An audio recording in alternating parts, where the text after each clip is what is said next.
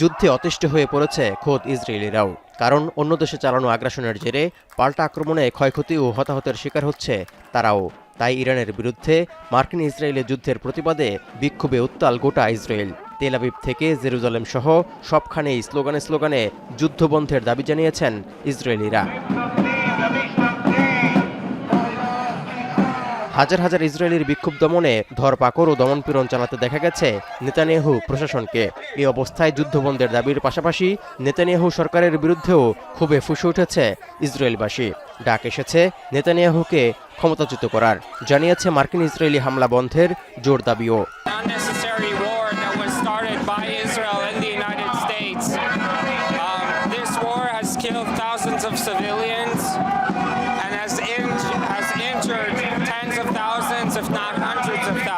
What happened here demonstrates that kind of the police deciding that we can't even protest against the war. I think that's a huge risk. ধরপাকড় ও দমনপীড়নেও বিক্ষোভের ঢেউ থামাতে না পেরে প্রতিরক্ষা নীতির আওতায় নতুন নির্দেশনা জারি করেছে ইসরায়েল। এই আওতায় খোলা জায়গায় 50 জনের বেশি মানুষকে জড়ো হয়ে সমাবেশ করার উপর দেয়া হয়েছে নিষেধাজ্ঞা। এদিকে ইয়েমেনেও হয়েছে মার্কিন ইসরায়েল বিরোধী বিক্ষোভ। ইরান ও লেবাননের প্রতি সংহতি জানিয়ে এই বিক্ষোভ করেছেন রাজধানী সানা সহ 10টির বেশি প্রদেশের 10 লাখেরও বেশি মানুষ।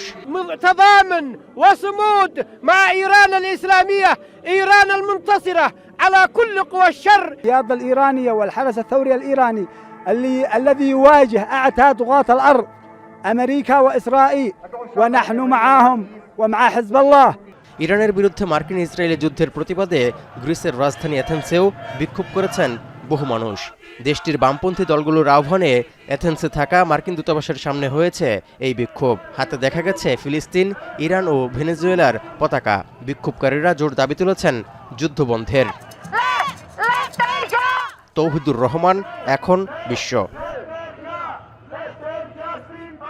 নায়াসিনামাইড ও স্যালিসাইলিক সমৃদ্ধ লিলি ফেস ওয়াশ যা ফেসের ডেড স্কিন সেল দূর করে দেয় দ্বিগুণ ফাস্টার ব্রাইটেনিং।